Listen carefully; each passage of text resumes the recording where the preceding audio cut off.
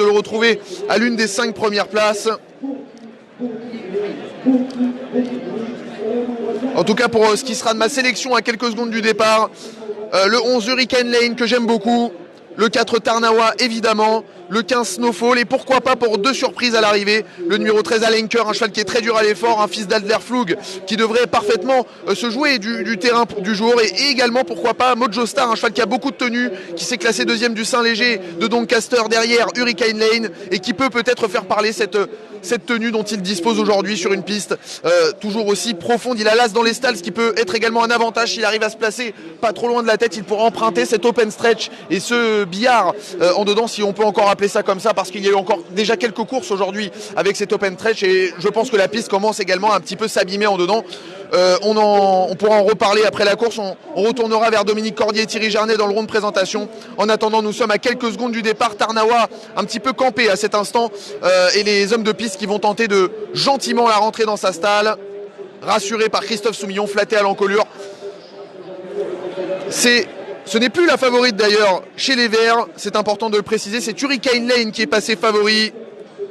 Hurricane Lane qui n'est pourtant pas le choix de William Buck, qui est la première monte et de l'écurie Godolphin et qui a choisi volontairement Adayar, qui a été lui aussi supplémenté d'ailleurs, c'est l'autre supplémenté de ce 100e prix de l'Arc de Triomphe. L'attention monte dans les tribunes, il y a beaucoup de monde ici sur l'hippodrome de Paris-Longchamp, beaucoup de monde derrière nous également et la clameur du public va se faire ressentir dans quelques instants.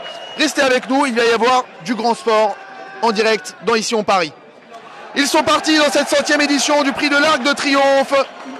Le 5 Love est non partante, un très bon départ au centre semble-t-il pour Alenker qui vient tout de suite aux avant-postes, le numéro 13 d'entraînement de William Agas, la montre de Tom Marquand. On est également bien parti à son intérieur avec le numéro 3 Broom qui vient s'installer aux avant-postes. À la corde, Mojo Star a profité de son petit numéro pour venir intégrer le groupe de tête, se retrouve un petit peu isolé du reste du peloton qui est resté à quelques mètres de la corde. Complètement isolé en revanche, on a Chrono Genesis qui tente de faire une langue Franco Dettori, on s'en rappelle, comme il l'avait fait dans l'Arc il y a quelques années, rester isolé et rejoindre peut-être ses adversaires un peu plus loin dans le parcours. C'est ce qu'il va le faire Eugene Murphy avec Chrono Genesis, la concurrente nippone qui va se rabattre désormais dans quelques instants près des leaders. Broom est en tête des Kazakhs à consonance japonaise devant avec le numéro 3 Broom, Kazakh de monsieur Matsushima et l'association de monsieur Mani à l'extérieur. Chrono Genesis se rapproche au centre, le numéro 10 Adayar c'est également propulsé parmi les premiers. En 4e position on retrouve Alenker, le numéro 13 avec à la corde le numéro 8 Mojo Star. Un peu plus loin il y a également Tarnawa, la favorite qui vient en 6-7e position, calée derrière les leaders plutôt en dedans sur une 3-4e ligne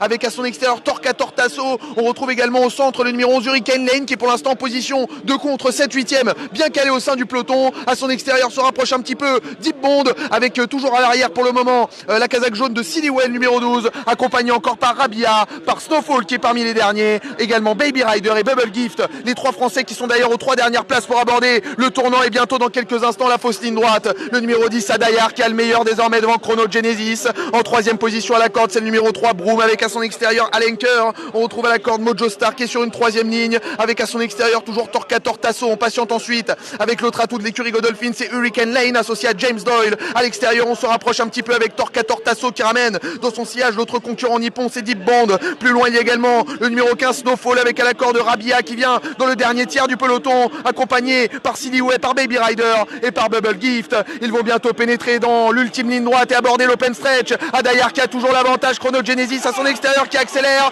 Torquator Tasso à l'extérieur de plus en plus fort, Mojo Star qui s'annonce, Alenker qui se défend bien, Hurricane Lane tentant maintenant de refaire du terrain avec Adayar qui a toujours le meilleur, mais Hurricane Lane maintenant qui actionne ses foulées, Hurricane Lane qui tente de venir chercher son compagnon de boxe, Adayar qui a toujours l'avantage avec Hurricane Lane de plus en plus fort, Chrono Genesis, Torquator Tasso qui va tenter un exploit ici, Tarnawa qui a trouvé l'ouverture avec Tarnawa face à Hurricane Lane et à l'extérieur Torquator Tasso, Hurricane Lane, Torquator Tasso pour le succès, c'est une victoire pour l'Allemagne et Torquator Tasso avec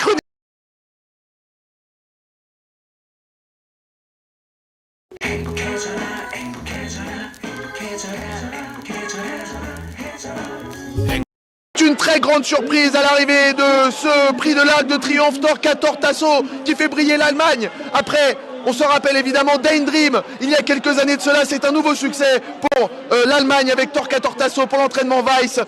La montre de René Pichulet qui je crois participait à son premier arc de triomphe. C'est un coup d'essai, un coup de maître pour ce jockey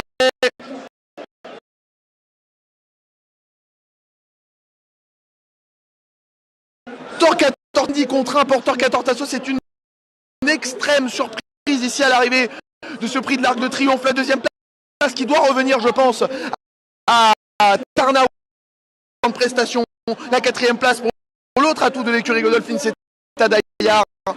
Et la cinquième pour le 12, Sidiway qui fait un petit peu arrivée. Surprise, on peut le dire, puisque Torquator Tasso faisait partie des moins joués, des moins plébiscités chez les bookmakers en Angleterre. Il se rappelle, il y a quelques années également remporté le Grosser Prize Zone Baden-Baden et qui a réussi ici la même prouesse.